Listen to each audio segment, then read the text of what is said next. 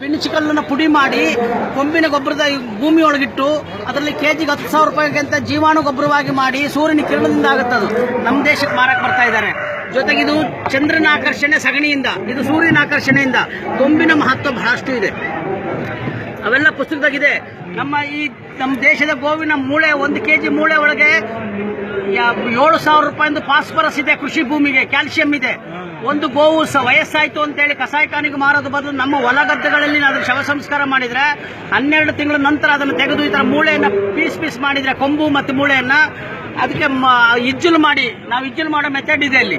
ಆ ಇಜ್ಜಲನ್ನು ಈ ಥರ ಇಜ್ಜಲು ಮಾಡಿ 5 ಲೀಟರ್ ಕಬ್ಬಿನ ಹಾಲಲ್ಲಿ ಸಂಸ್ಕಾರವನ್ನು ಕೊಟ್ಟರೆ 10 ಲೀಟರ್ ನೀರು ಸೇರಿಸಿ 15 ಲೀಟರ್ ಆಗುತ್ತೆ.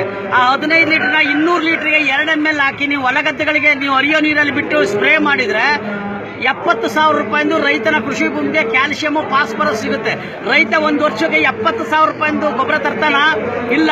ಹಾಗಾಗಿ ಅಷ್ಟು ವರ್ತ್ ನಮ್ಮ ದೇಶದ ತಳಿ ಗೋವಿನ ಮೂಳೆಗಳಲ್ಲಿ ಅಂತ ತೋರಿಸ್ತೇವೆ. ಪ್ರತಿಯೊಂದು ಅಷ್ಟೇ, ಭಾರತೀಯ ಗೋವಿನ ಕೊಂಬಿನ ಮೂಳೆಯಲ್ಲಿರ್ತಕ್ಕಂಥ ಪ್ರತಿಯೊಂದು ವಸ್ತುಗಳು ಅಷ್ಟೇ, ಎಲ್ಲವೂ ಅಷ್ಟೇ. ವಿಶೇಷವಾಗಿ ನಮ್ಮ ಭಾರತ ದೇಶ ಗೋವಿನ ಕೊಂಬು ರೈಲ್ವೆ ಹಳಿ ಮೇಲಿಟ್ಟರೆ ರೈಲ್ ಹಳಿ ತಪ್ಪುತ್ತೆ, ನಮ್ಮ ಕೊಂಬಿಗೇನಾಗಲ್ಲ. ಈಗೆಲ್ಲ ರಿವಾಲ್ವರ್ ಇಟ್ಕೊಂಡು ಹೋಗ್ತಾರೆ, ಆದ್ರೆ ಹಿಂದೆ ಗೋವಿನ ಕೊಂಬನ್ನ ಈ ತರ ರಕ್ಷಣೆ ಆತ್ಮರಕ್ಷಣೆ ಇಟ್ಕೊಂಡು ಹೋಗ್ತಿದ್ರು. ಇವೆಲ್ಲ ಭಾರತೀಯ ಕೊಂಬಿನ ಮಹತ್ವ ತಿಳಿತವೆ. ಈಗ ಶಿವಾಲಯಗಳಲ್ಲಿ ಕೊಂಬಿನ ಮಹತ್ವ ಬಹಳ ಇದೆ. ಯಾವ ಶಿವಾಲಯದಲ್ಲಿ ಶೃಂಗ ಕಹಳೆ ಮೊಳಗುತ್ತೋ ಅಂದ್ರೆ ಕೊಂಬಿನ ಕಹಳೆ, ಯಾವ ಶಿವಾಲಯದಲ್ಲಿ ಶೃಂಗಾಭಿಷೇಕವಾಗುತ್ತೋ ಇವೆಲ್ಲವೂ ಒಂದು ವಿಶೇಷತೆ ಇದೆ ನೋಡಿ. ಇದು ಅಷ್ಟೇ. ಇವತ್ತು ನಮ್ಮ ಅಮೃತಮಾಲ್ ತಳಿ ಓರಿಯಲ್ಲಿ ಇವತ್ತು ಹಿಂದೆ ರಾಜ ಮಹಾರಾಜರು ಕೊಂಬಿಗೆ ಕಟ್ತಿದ್ರು ಈ ತರ ದೀವಟಿಗೆಯನ್ನ. ಇದರಲ್ಲಿ ಎಣ್ಣೆ ಇದೆ, ಯಾವಾಗ ಬೇಕಾದ್ರೂ ನೀವು ಎಣ್ಣೆ ದೀಪ ಇಟ್ಕೊಂಡು ನೀವು ಮನೇಲಿ ತಗೊಂಡು ಪರೀಕ್ಷೆ ಮಾಡ್ರಿ. ಎಣ್ಣೆ ತಿಕ್ಕೊಂಡು ಹಚ್ಕೊಂಡು ನೀವು ಹೊತ್ಕೊಂಡ್ರೆ ನೀವು ಎಷ್ಟು ಕಿಲೋಮೀಟರ್ ನಡೆದೋದ್ರೂ ನಿಮ್ಮ ಜೊತೆಯಾಗಿ ಗೋವು ಬರುತ್ತೆ. ಗೋವಿನ ಕೊಂಬು ಬಂದ ಮೇಲೆ ಗೋವು ನಿಮ್ಮನ್ನು ಆತ್ಮರಕ್ಷಣೆ ಇರುತ್ತೆ.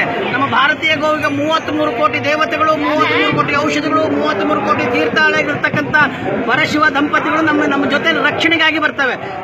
ಶತ್ರು ಬಂದ ಅಂದ್ರೆ ಹೀಗಿಡಿದ್ರೆ ಆತ್ಮರಕ್ಷಣೆಗಾಯ್ತು, ಹೀಗಿಡಿದ್ರೆ ದೀಪ ಆಯ್ತು. ಭಾರತೀಯ ಕೊಂಬಿನ ಮಹತ್ವ ಬಹಳ ಇದೆ. ಇವತ್ತು ನಮ್ಮ ರೈತರ ಮನೆ ಐಶ್ವರ್ಯ ಎಲ್ಲಿ ಹೋಗ್ತಾ ಇದ್ದಾರೆ? ಕಬ್ಬು ಬೆಳೀತಾರೆ, ಕಬ್ಬು ಬೆಳೆದು ಗಾಣಕ್ಕೆ ಕಬ್ಬು ಕೊಡ್ತಾರೆ, ಆ ಕಬ್ಬಿನ ಸಿಪ್ಪೆ ಸುಟ್ಟಾಕ್ತಾರೆ. ಅದೇ ಜರ್ಮನಿಯಲ್ಲಿ ಈ ಕಬ್ಬಿನ ಸಿಪ್ಪೆ ಮತ್ತು ಮೆಕ್ಕೆಜೋಳದಲ್ಲಿ ಒಂದು ಹಸುವಿನಲ್ಲಿ 65 ಲೀಟರ್ ಹಾಲು ಕರೀತಾರೆ. ನಾವು 5 ಲೀಟರ್ ಅಲ್ಲಿ ಇದೀವಿ ಇನ್ನು. ಗಂಜಲದಲ್ಲೇ ಇದೀವಿ. ಗಂಜಲಾಗಿ ಇವತ್ತು ಅಮೆರಿಕ ಪೇಟೆಂಟ್ ತಗೊಂಡಾಯ್ತು. ಇವತ್ತು ಗಂಜಲ ಬೇರೆ, ಗೋಮೂತ್ರ ಬೇರೆ.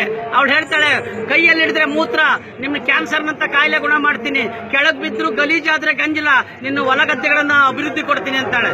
ಹಾಗಾಗಿ ಆ ಗೋವಿನ ಬಗ್ಗೆ ಚಿಂತನೆ ಮಾಡಲಿ, ದೇಶೀಯ ತಳಿಗಳ ಬಗ್ಗೆ ಚಿಂತನೆ ಮಾಡಲಿ ಅನ್ನೋದು ಒಂದು ಗೋ ಮ್ಯೂಸಿಯಂ. ಬುಕ್ ಇದೆ ಆಗ್ಲಿ ಬನ್ನಿ, ಖಂಡಿತ ಬನ್ನಿ. ನಾನು 9 ಗಂಟೆವರೆಗೂ ಇಲ್ಲಿ ಸರ್ವಿಸ್ ಕೊಡ್ತೀನಿ, ಬನ್ನಿ. ಏನಂತ